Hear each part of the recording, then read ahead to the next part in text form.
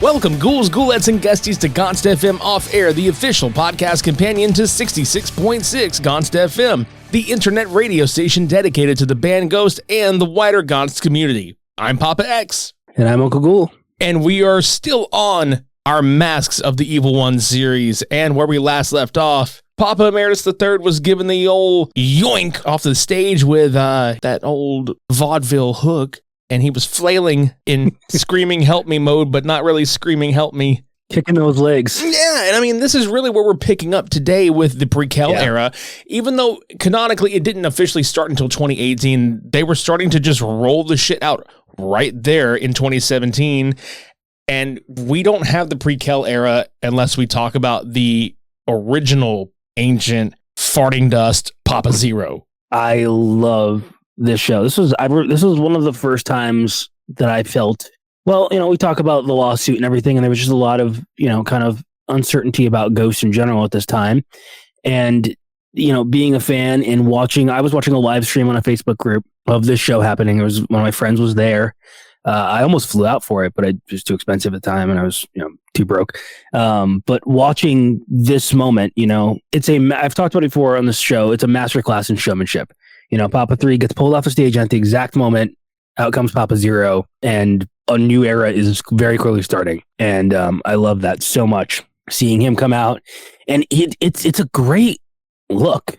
And I feel like, I've said it before. I said it last week. It's my favorite Papa look of all time. And a lot of people don't share that opinion, and I know that.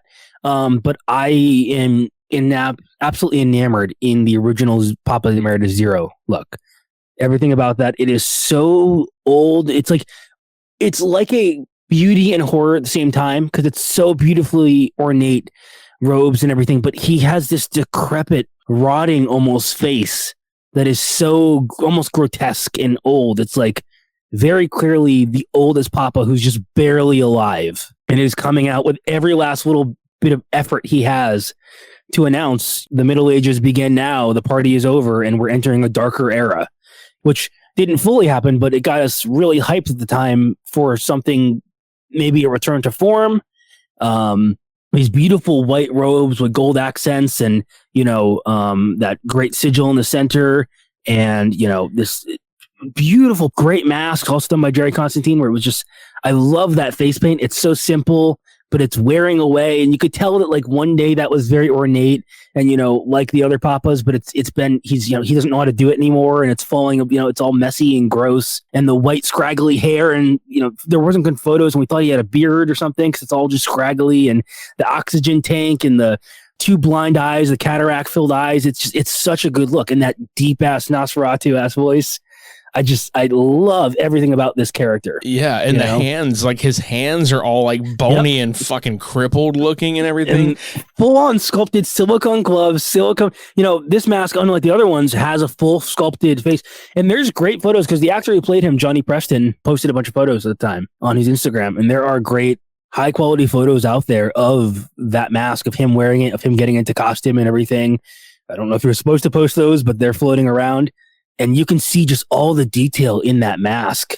It is beautiful. He's got this big old man droopy ears sculpted on, and, the old man neck and everything, and the paint is just caked in. And one thing I love about this is when you put the look of face paint on an old person, it doesn't go into the wrinkles. It just kind of sits on top. So you have these like skin colored wrinkles that you can see. And I love that. You can see every wrinkle in that face that was sculpted in that bald head where it transforms. I loved it so much that I paid a silicone mask company to build me a replica of it. Custom, all done, like made. I paid a lot of money to get that done. That's how much I love this look. It's great. I'm looking at a really high-res photo of it right now, and it's so just, how do I put this? It's almost like a concrete wall. Like, does that make sense? Like, it looks like old brick, like, painted and shit. Like, I love that. Like, it just falling apart. Or an old house, it's like very weathered and just it looks like he never took the paint off. Like he's had it on for months or something, and it's like he's on his deathbed. He literally looks like, we got used to the Nihil that came out later and was, had the saxophone and all this stuff and was funny and goofy and the sharding grandpa, Yeah. And that's great. But that's not what this character was and was portrayed as originally. It was a ancient man who took forever to walk, and had an oxygen tank and a cane, and I love this little detail of like he goes to grab the microphone and his hand is like shaking, like all his hand is shaking as he's waiting to get it, and he can barely speak, and it's such a cool character that is such a contrast from the flamboyant diva that we had before, with Papa 3, who was just pulled off stage, and then it's like, holy crap, it's a total tone shift. Yeah. With that droning and everything, and it's such a cool introduction. Absolutely, and legend has it, we are on the Skeletor cycle right now, but legend has it that he is still walking out on stage. Mm-hmm. That's how slow he is. Yeah, that's how long it's been. He's still trying to get back to the backstage. Yeah, he's still in Sweden right now. Yeah, he's still there. His handlers, his assistants have even aged quite considerably since then. But really, though, like the makeup on this one also is giving.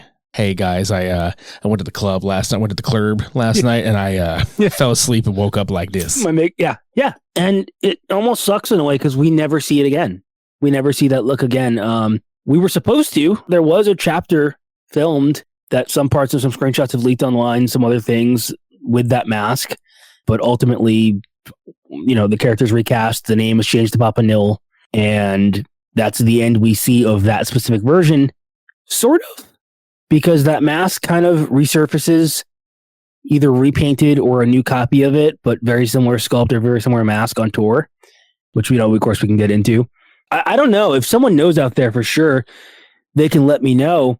If anyone knows better than I do, but as far as I'm aware, and from what I've talked to, from what Jerry has alluded to, Jerry Constantine, who did these masks, he did the Nihil mask and all these ghouls and everything for this era, just like the last one, is I believe it is the same mask that was used, or at least the same sculpt, for the entire Prequelle through Impera cycle of him coming out for the sax solo and miasma.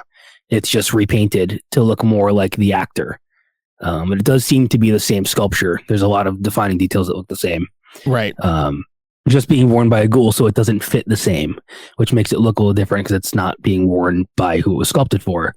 But I do believe the mask was still used for at least a lot of stuff, because you can see there's some photos that have went around from like the 2019 tours where you can see it on a head form in the background with the gloves still. So it looks like it was still being kept on the road, even after the recast. I know everybody out there listening knows this, but just, for the sake of doing our due diligence with this, it's weird because like it goes from the sculpted mask, and when Alan comes in to take over, it's face paint, like straight up face paint on Alan. And we had never seen that before in Ghost. It's interesting to think about because I think we've gotten used to it now, and especially now we're in the Skeletor cycle, we have a front man who is doing that every night, but that's the first time we see that. Someone wearing face paint. And I remember, like I've said it before, when that chapter dropped, the actual chapter 1, and we see Alan for the first time, I didn't think it was an official thing because it leaked online, or didn't leak. They posted it early and it got saved somewhere. I don't remember if it was the day before or the day of, but I didn't, because it wasn't on their official page where I first saw it. I thought that it was like a fan made thing because it wasn't the Nihil that I had been, or the Zero I had gotten used to for however many months. And it wasn't until I saw Sister that I was like, oh, this is an official project for Ghost. Because the design looks so different. And we get these kind of, one thing, like getting nerdy about it, is the jawbones change a little bit to where they're much more like the skin, like it wears away under the black part on the jawbone, where on Zero, it's just kind of this line with little lines under it, like it's kind of fading away. Here, it gives the illusion as if it was kind of more of a Papa 3 type thing with like a square on the cheek, of black that has been withered away. Whereas on the Zero one, it's just kind of a harsher line. So the face paint changed a little bit when they switched to Nihil, and it's changed a lot since then. Now it's done a lot more kind of clean, and the teeth change a lot. If you look at him in right here, right now versus chapter 1, the way they've applied that paint has changed a lot too, and a lot of things that they do with it. But it's interesting because it's kind of the design has changed a lot in the grand scheme of things. Yeah, because there's also a photo floating around where it's the Cardinal in a black and white getup, and Papa Nihil is sitting in a throne, and this I'm not sure if this is the one of the originals or like one of the second ones before they went to Alan, but it's the one where it's really like skinny looking in the face, and it's almost like the miter is way too big for him. I can't tell exactly what's happening in that photo, and I've never actually been able to figure it out. Again, if someone does know, let me know. I have a feeling it's the same sculpture, and there was some, without getting into it, there was some controversy with Johnny Preston and some of the stuff that he was doing with his animal rescue. And I don't know for a fact, but I would having to bet it was happening around that time that potentially they had already recast after the initial performance in Sweden. And I wonder if that's a different actor wearing the mask, and being that's a different actor, that's the way it looks like that is that it's a big mask on a small head, you know? Yeah. If you ever put like a Halloween mask on, or any silicone mask especially, if you don't fill it out, it just kind of soups up on itself. It just kind of shrinks in. Or that could be a completely different sculpture. I don't know if it was ever resculpted, that one in particular. Wouldn't surprise me, because a lot of masks this cycle were resculpted a lot. But I believe that's the one that we see in... They filmed a lot. There's a lot of behind the scenes stuff that you can find of, like, there's one of Nihil and a Sister of Sin on a green screen that's floating around out there, or that version of Zero. There's the shots from that early chapter video. There's a bunch of photo shoot stuff that was done. So it seems like the decision to switch to a face paint actor might have been a later decision in the cycle, because there's not a long... It's a pretty short gap from that final show in Sweden to the start of the cycle and introduction of Cardinal. And so they seem to have been pretty, at least somewhat, set on this mask for a little bit before they decided to change to the actor. So I wonder where exactly that decision was made, you know? Right. And also, I just want to throw this out there. I think Alan looks great with the face paint. Like, it's... Oh, yeah.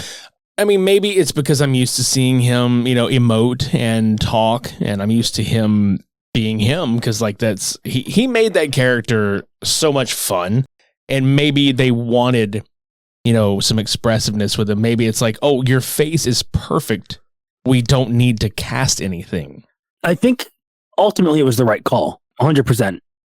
When I say too that it's my favorite Papa look, that's not to take anything away at all from Alan's portrayal of Nihil, because in my mind, I view these two as separate characters. I view Papa Emeritus Zero as this obscure character and Papa Nihil as a different character. Well, they are the same. They couldn't be any more different, other than sharing the name and the robes. But they could not be any more different as characters. And once Alan took a hold of the character and we get this new design, this face paint and everything, he became an actual character who, has depth, and Alan put himself into the character, and you can't imagine Ghost without Nihil now, even though it looks like we might be potentially getting that in the future, this cycle, or at least less of him. But it's interesting because it is something that's become one of the most iconic designs. How many shirts have Nihil on it, or some form of, this character? Because it's such a great design, and it's phenomenal. And some of the best lines that we quote forever in this fandom come from that portrayal.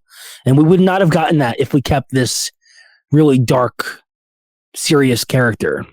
I think that is a good way to segue to the other character that is introduced in this cycle, because as we know, with every iteration of Ghost, we get a new frontman for damn near every album that comes out. Every album that releases comes along with a new Papa. However, in this case, while many people thought it was Papa Nihil that was going to front the band, as we've discussed in prior episodes, it turns out it is his right-hand man by the name of Cardinal Copia. And Cardinal Copia shows up in Chapter 2. What an entrance, first of all. The dude just rolls in there with a fucking boombox. Okay. It wasn't dumb, okay. It was okay, I see where we're going with this, right? And when they show his face, it's holy shit. There's no face paint. And as we mentioned in the last episode, this is kind of where, with this mask, they really needed to up the game a little bit, because if you're going with a character that is supposed to be just flesh tone completely through and through, they really needed to make the mask look as realistic as possible. But as we mentioned, they kind of lean into the campiness of it.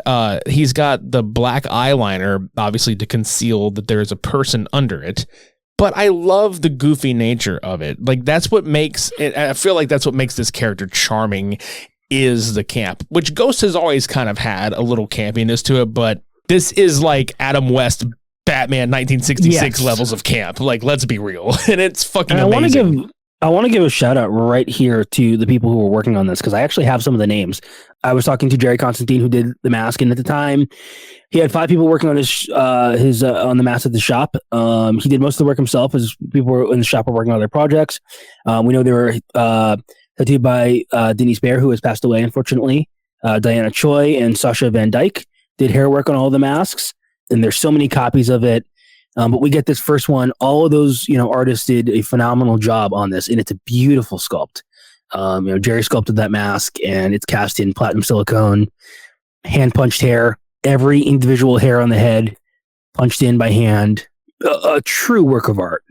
This mask, and it sells the illusion so well. It's, like we said, they had to step up and be like, all right, no face paint covering it. Here's this new guy. And really is the first, it's symbolic in a lot of ways, because this is not just a new character. This is proving that Ghost is still Ghost. And I think that we kind of sometimes forget this as a fandom, but there was so much doubt without these members who were claiming to be so important to what made Ghost Ghost. So coming back with something completely different, completely new, a completely new character with a whole new vibe, gone is the Papa Emeritus we were used to in the face paint and the skull paint, and just stripped down to just raw. It is just a man with this awkward kind of Vincent Price mustache and kind of big panda eye paint that's kind of oddly shaped and makes him look kind of pathetic and sad. And, he's wearing, not the beautiful ornate Papa robes that we get used to with the other Papas. He's wearing just a simple black Roman cassock that is almost completely identical to anyone you could buy at a Catholic vestment shop. There's not much other than the blinging crucifix on it. It is a pretty standard Roman cassock that is identical to anyone you can get from a vestment shop. It's not this custom beautiful robe. It looks just like a standard, it's very basic, but I love the addition of the Beretta having the little bat wing and everything. It's such to me, this is one of the best visual looks of all time. It's both realistic and hyper real at the same time. And it's clean. It's super clean. And I think as a design choice is 100% so that the focus is on the face. Because I feel like if Copia if Cardinal Copia had anything that was super elaborate looking like Papa Nihil's get up was, I don't feel like it would have been as impactful, because it's almost saying you have to look here. It also feels like it's saying, don't take him seriously, or he's a common man.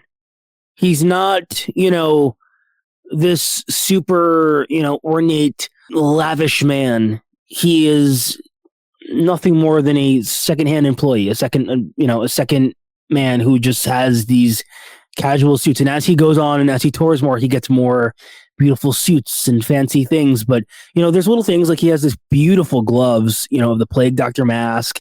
And there's little elements of bling, his crucifix necklace he wears.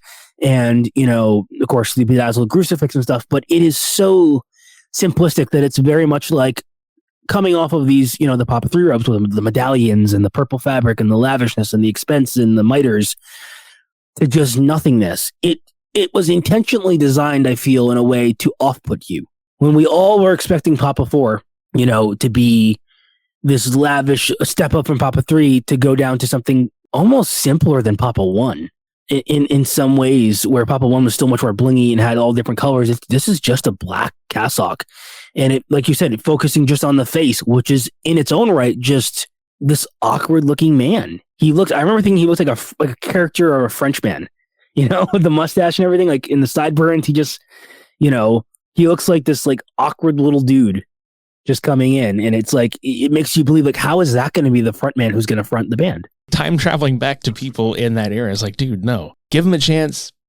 He's going to win you over. Because we all, like, I wasn't personally, but most people I saw online were overwhelmingly negative. But the reason I wasn't actually, and this is kind of an interesting thing we can bring up because we're talking about the mask, is there's a different mask in the profile picture that launched that morning. And I had seen that first. And the mask there is one that we see in a couple of photos and things from that time, which is very different. It's him in the cassock, and it's much more wrinkled, heavier pronounced wrinkles in the forehead, big, like sagging, big dark eyes and almost grayish skin looking. He's just much more older looking, and he has this part in his hair that's kind of awkward in the center. And that mask was used for a lot of things at that. A lot of photo shoots. There's a photo of him with the designer, B. Ackerland. You can see him wearing it on her Instagram.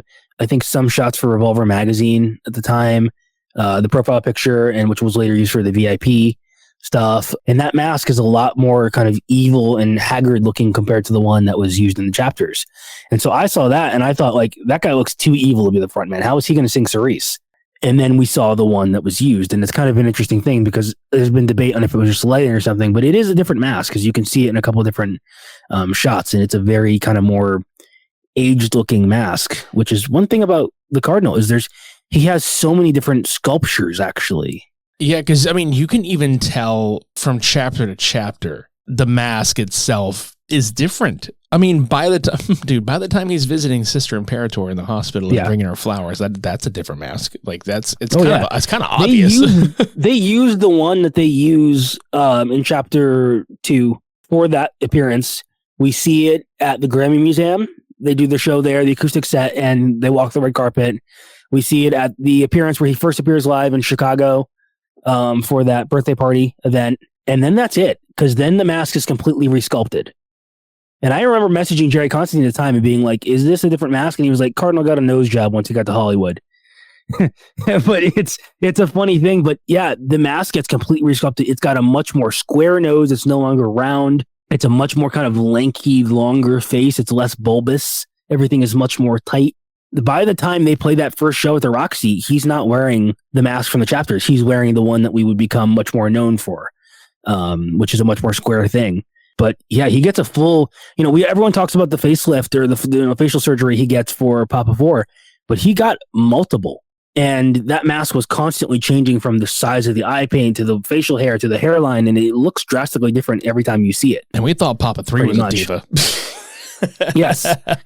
Speaking of, right, we take the idea of this era too of, the suits to a whole nother level where we get a full leather suit in a velvet suit, casual suit with an encrusted crucifix and diamonds, and a snakeskin white leather suit, and like all these crazy stuff, and a shiny cane, and the full mobster suit, multiple different hats. Yeah, it's very Godfather. A red cassock, a black cassock. Yeah, it's great.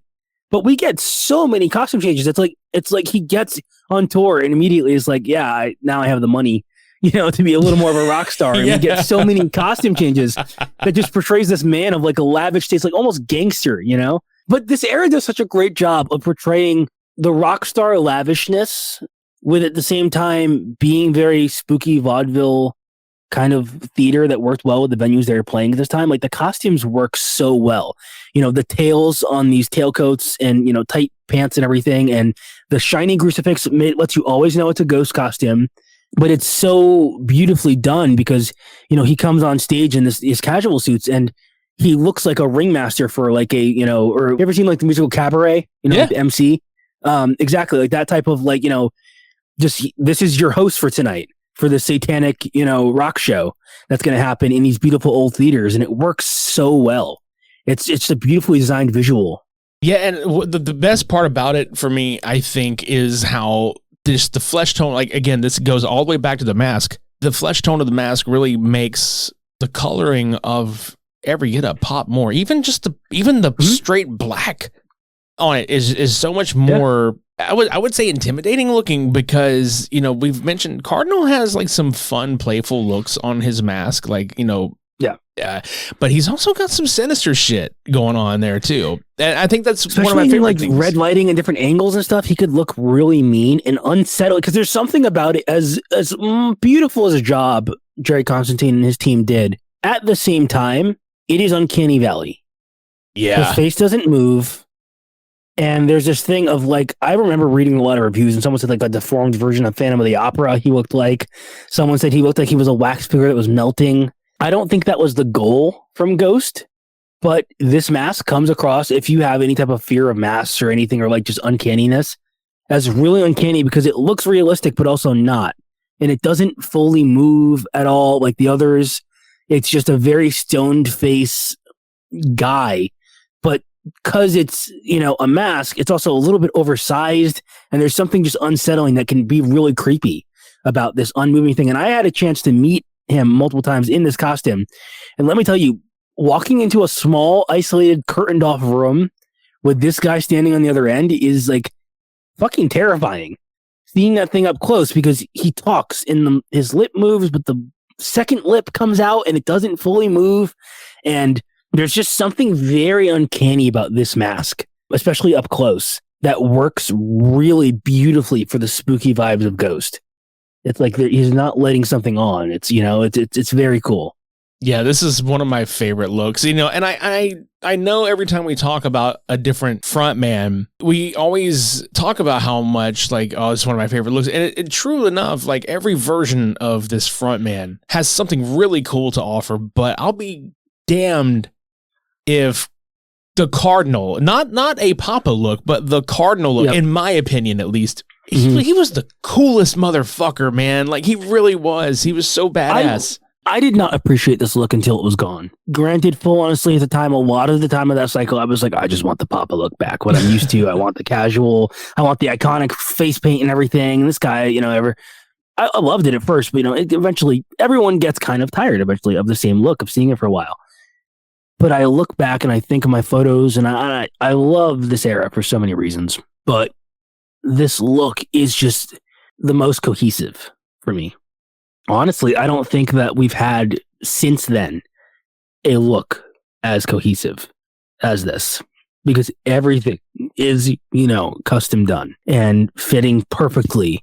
And, there's something about that I miss that we don't have on the suits for these upcoming cycle and the past cycle before this Impera, which is, I love that crucifix on the chest, on his robes, on the breast, on his casual suits. I love that so much because it always feels like, it doesn't feel like he's just wearing a suit from the store. It looks like something that was custom made for these rituals. Yeah.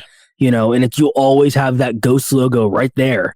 You always know that this is what he's doing. And it works so well. The simple black, tight fitted suit with that collar and the shoulder pads and the tail and the shoes, the loafers, the shiny dress shoes, and all the looks seem to have like a clerical collar on them, which is such a cool little addition to it. Like he's, always kind of priestly, like this black, really tight thing, sleek look that I love. And the shiny crucifix with all the little gems and stuff that blings out in the, the lighting. It's so cohesive and beautifully done. Just like Papa 3. It's such a great look. Yeah, you can tell where they started looking into ideas for different costumes for future iterations of a frontman with Papa 3, and now it's become more fully realized as the eras have progressed. But I feel like for Prequelle, this was like, hey, here's where we feel like the peak is now. Like we have to up it even more after this, and which I've always appreciated. They've always gone above and beyond every time there's a new frontman. But at the time, and even looking back on it, as I stated earlier, this is one of the coolest, if not the coolest look for me. As much as I enjoy some of the robes that we'll be discussing on the next couple of episodes, this was so fucking cool, man. I don't know. There's something about the red, especially the red suit with the coattails and the black gloves with the crucifix on the upper half of them. And that look in particular, I believe that was on the Metallica tour. Yep. And God, so badass, man. And Ultimate Torn to Death too. Yeah. I just love that they match the suits to the cassocks, which is something that they've continued since then. Like, Papa 4, when he becomes Papa, spoiler alert, he gets the blue jacket that matches the blue robes. Papa 5 has a purple jacket that matches the purple robes. They match the casual suits are like dressed down versions of their palpal robes, And that's such a genius design choice. It starts where he has a black suit with the crucifix that's the same as on his black cassock. Then he has a red suit that is matching his red cassock with the same crucifix. Again, it's these like suited versions in the same color hues of his cassock.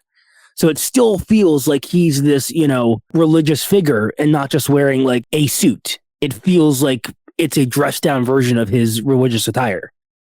We would be remiss if we didn't talk about his other accessories, the Nameless Ghouls and their new masks, which by and large are basically almost replica of the Meliora era. However, these have more of a gloss, a shine to them, and there's some more intricate hair designs on these masks, and we get our first Ghoulette masks with this run. Yeah, these are really cool masks. They're done. They were 3D done this time, and they are close to identical, but as you mentioned with some of the changes, they're now bright chrome. Right? They're these bright, shiny, buffed out chrome, as opposed to the kind of weathered masks that we had, where they were like chrome masks that had been covered in a coat of dust and rust and tarnish with the Meliora masks. The chin is gone and cut out now to have, the vocals. And yeah, the Ghoulette mask for the first time. We get this great look for the Ghoulette, which is very similar to the Ghouls, but, with this long flowing hair coming down, as opposed to just it's the female version of a ghoul, and that is so cool, and they look phenomenal, right? And then we have these great outfits for them with these tailcoats that have and this vest area that has this kind of crucifix pattern all throughout it with tiny little crucifixes, and we get much tighter fitting. The last Ghouls were these kind of looser fitting suits. These are tight, skin tight suits. That are perfectly fitted to all of them with shoulder pads and all that. Very similar to Cardinal suits, what he wore, but, same with the tails and everything. And they this era, with the Ghouls and Papa or Cardinal together, they look so much like they belong in a theater. Like they look like they're going to put on an old school vaudeville cabaret type show with tailcoats and jazz hands and razzle dazzle and old Hollywood. That very old, like tap dancing old Hollywood, vintage MGM type of look. It's and it's almost unsettling because it's like a vintage kind of look, Victorian-esque, demons. And, this iconic Silver Devil design still continued on from the last time. Like we talked about how iconic that would become, is that look continues on completely, It's beautifully done, and it's so cohesive as a group. Because it keeps the familiarity that we knew from the last cycle and adds on something a little bit different without changing it up too much. Yeah, considering the thing that changed the actual most was the look of the frontman, it's almost like you had to have a little bit of familiarity with this look as to not detract too harshly, I think. That's a really good point, because when we get into the next cycle, Papa becomes more traditional and the Ghouls change drastically. Yes. It's like you can't have both things change too much to where Ghost no longer feels like Ghost. And then again, with this current cycle that we're in, Skeletor, Papa changes kind of drastically, and the Ghouls revert back to something a little more traditional with a return to a silver kind of mask. Mm-hmm. It's interesting. I never thought of that until you brought that up, but that's a really interesting thing to think about, is that you can't have too much change. That's a good point. It's that balance of familiarity that we had gotten used to. You're not taking too much of a change, and at the same time, switching on. So yeah, you almost have to have that, though. I feel like from a booking / professional / entertainer standpoint, because you don't want to lose any of your audience, really. Even though we've talked about this before, every era of Ghost, like, people dip out of the fandom because it's like, oh, it's too different, or it's too this, it's too that, but if you're also trying to retain your fans, if they're that, hard up about it, they may be less likely to leave, because like, well, here's still like the Ghouls still kind of look the same, or, oh, Papa looks similar to past Papas, let's keep rolling. So it's a stylistic choice, but I think it works. And especially with this era, it was integral, I would say, to where we go after this. And it's not necessarily that like we're wrapping up yet, but we're getting closer to the inauguration of Cardinal Copia ascending to a Papa status. And, we've had various mask changes up to this point. We've had various suit changes up to this point.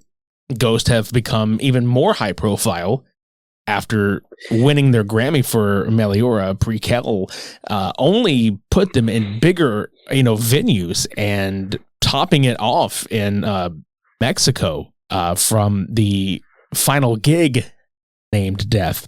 What a run on this album cycle, and my God, what a show, to peak this era with, because obviously it's only going to get bigger from here, but that show, and anybody listening out there that actually has not gone to look at footage of this, I implore you. I know Anthony will fucking agree with me on this one. Oh yeah, I fucking implore you, if you can find the footage of the moment that Cardinal rolls out on stage on his tricycle, which I fucking love that tricycle, by the way. Yes, it's its own character. They're off timed. I love that the sound effects are purposely off time, kind of, or I don't know if they were supposed to be, but he made it into like playing it up for all those shows on that. Because not to interrupt or jump back at all, but they had just Final Gig Named Death is capping off the run of Ultimate Tour Named Death, which was, to this date, their first arena tour, and the show that we know from Ghost now starts here. So these costumes were designed for this huge show, where this gag of him coming out on the tricycle and these more theatrical moments that were not just, little theater shows, but were a big timed arena show with pyro and costumes and these costumes and running around and everything it starts here.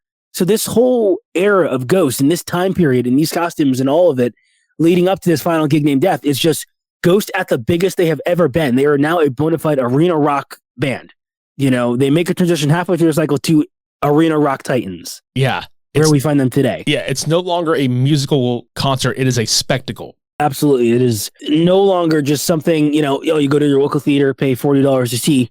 Now you're paying concert prices. Now you're seeing this band sell out with big pyro costumes, changes, and everything is a spectacle moment. When he comes out, right, on that tour to do Spirit, and he's wearing those, red robes and smoke plums up, and he comes out from the smoke. These are big theatrical moments that put these costumes right on, and they had to be designed for that, to where these members of this band are now going to be running across the stage on an arena, all leading up to that Final Gig Named Death, where it's all going to end. And we don't know, at the time of this fandom, will we see a new frontman? Will he get a promotion? What's going to happen? Where's this going? And then morning of, we get a post from Majesty Black on Instagram that says Majesty Black X Go-Go's with Ghost, teasing some type of announcement that's going to happen at that show that night. Yeah, and it's wild, man. So the change, we won't get into Papa Emeritus IV on this one. However, we really can't leave off without discussing that moment. And jumping back to what I was talking about, if you can find this online anywhere, it's on YouTube. But there is the moment in the concert where Cardinal Copia rolls out on his tricycle and Abba's Arrival begins to play, and he becomes surrounded by a bunch of sisters, and they just kind of gather around him, and they're throwing all sorts of material around, and it looks like they're, obviously it looks like they're just making his suit right there. I guess I think they're stripping him. Well, I know that, yeah, for sure. You see, which is the funny thing, because I think you see his pants go flying at one point. Yeah, you do. Those that wee fucking sound, like you hear it like in a fucking circus or some shit. That's kind of the vibe I was getting from it. It's supposed to be an uber emotional moment, and then you just yeah. He's it's hilarious because they're stripping him, but he's actually becoming very much more elaborate right here in front of us. Yes. So Arrival is playing, and they are stripping him and essentially putting his suit on. And when they leave, and this is the moment I'm talking about, dude, when that happens, I don't know if I've heard a louder response in any crowd at any Ghost concert before or since this. And I'll go ahead and say this right now. As a citizen of the United States, I know for a fact, and I've seen it a million times over, every crowd outside of the continental U.S. has our asses handed to us every fucking time they play, because holy shit, dude. Yep. I love a good Mexico crowd. I love a good European crowd. because that's the fucking energy this band deserves and the energy it brings. Every band deserves that. Dude, if you can go there and play, those audiences are the best audiences to play forever. Yeah. Always. And that moment is so goddamn big. Like, it's a pop. Dude, as in a pro wrestling term, abso-fucking-lutely. That is a big baby face pop if I've ever seen one in my entire life. Yeah. Cardinal Copia becomes Papa Emeritus IV, and they launch into Conclave Condio. And not only is this a new Papa mask, it's a Papa mask that looks just like the Cardinal, but obviously painted. There's a mustache, there's sideburns, there's slick back hair. But it is the same mask as far as I'm aware. Yeah, just repainted. Yeah, it's great looking, man. And obviously we'll get into that much more detail on next episode. But Jesus, what a moment! What a high!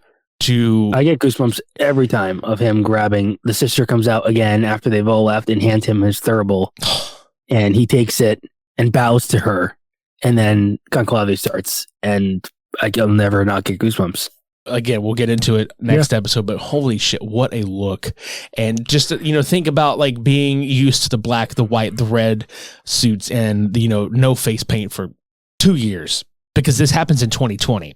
Yeah, and we're thrown back into the traditional, what we know. A chasuble, a miter, the skeletal face paint, all the things that we know from Papa 3.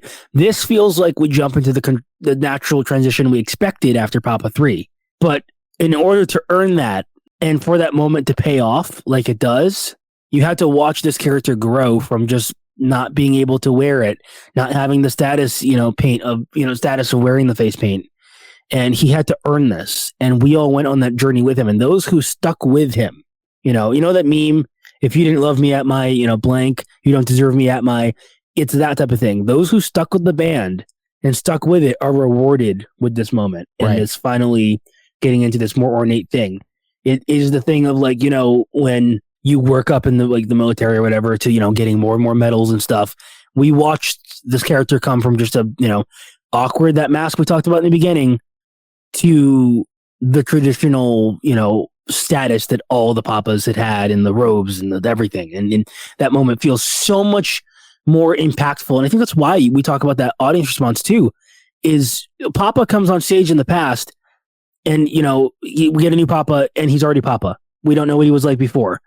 We got to watch a character grow and change and just be nothing that was kind of an off-putting little character into this. So it hits so much harder with that emotional, depth. Yeah, every time I watch that, I get goosebumps. How can you not? You know what I mean? Like, how can you not? And it's so especially with the context of knowing what that, this era was and watching this era, and it ends here. It's the ending of one chapter and the beginning of another. Yeah, for sure. And also, quick mention, the character of Papa Nihil famously dies on stage playing the saxophone solo to miasma, or miasma, but as we call it gonstly, miasma, because that motherfucker was. I think that's what killed him. I'm just gonna go on record now. That's how he died. It was a gas. All that smoke that was on the stage when he came out there. He just breathed in too much of that, and the fatal asthma attack. That's what happens when you breathe in your own farts. I'm pretty fucking sure that was a giant Papa Nihil sized Taco Bell fart. And that wasn't smoke. No, it definitely wasn't. No, the term blowing smoke up your ass. He was blowing smoke out of his ass. Like that's yeah. Papa Nihil can be fatal. Yeah, definitely. Papa Nihil releases the best stink bomb in the world and fucking goes out in fumes, not flames.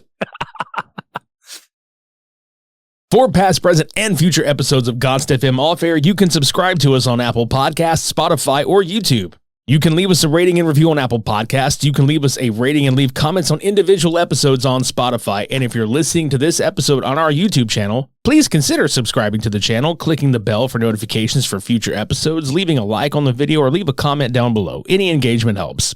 If you'd like to attend a future GonstFM Station Head radio ritual, if you'd like to join Anthony's group Ghost Cosplay, or if you'd like to join the official Facebook group GonstFam, all this can be found in our show notes below. And so, our dearest Godslings, that brings this week's episode to a close. Some of you we will see in Internet Land, and the rest of you we will see in Ghost Cosplay or in GonstFam. Take care of yourselves, and remember, until next time, in Gonst, we Tronst. I'm Papa X, And I'm Uncle Ghoul. And we'll see you next time.